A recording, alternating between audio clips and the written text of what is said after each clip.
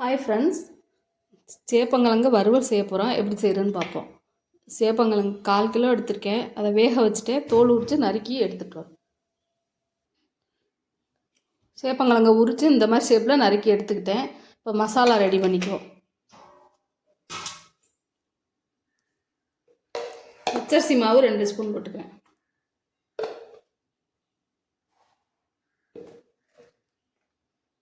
தனி மிளகாய் பொடி 1 ஸ்பூன் போட்டுக்கிறேன். மஞ்சள் பொடி சின்ன ஸ்பூனில் 1 ஸ்பூன் போட்டுக்கிறேன். உப்பு தேவையான அளவு சேர்த்துக்கிறேன். இஞ்சி பூண்டு பேஸ்ட்டு 1/2 ஸ்பூன் போட்டுக்கிறேன். அதில் லெமன் கொஞ்சம் புழிஞ்சு விட்டுக்கிறேன்.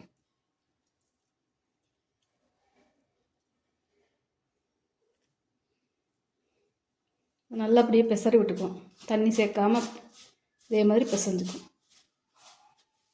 நல்லா எல்லா மாவும் ஒன்றா சேர்த்து பெசரி விட்டுக்கிட்டு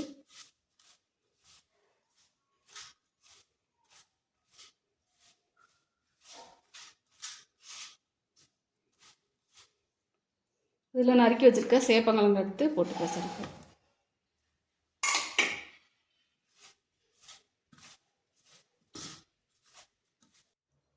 இந்த மாதிரி பெசரிக்கிட்டேன்.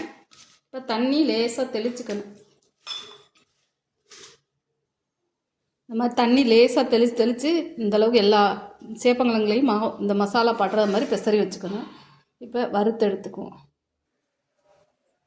எண்ணெய் சூடாயிடுச்சு, அதில் பொரித்து எடுத்துக்குவோம். கொஞ்சம் கொஞ்சமாக போட்டு எண்ணெய்க்கு ஏற்ற மாதிரி பொரித்து எடுத்துக்குவோம்.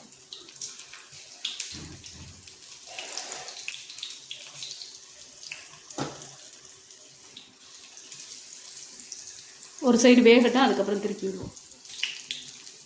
ஒரு சைடு வந்துடுச்சு, இப்போ திருப்பி விட்டுக்கிறேன்.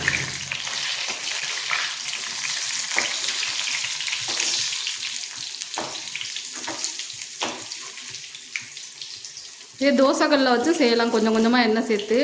அது கொஞ்சம் லேட் ஆகும். இது டக்குன்னு செஞ்சிடலாம்.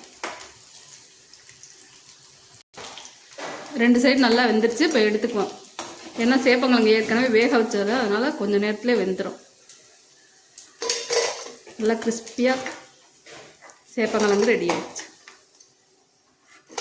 இதே மாதிரி எல்லா சேப்பங்கிழங்கையும் போட்டு எடுத்துக்குவோம்.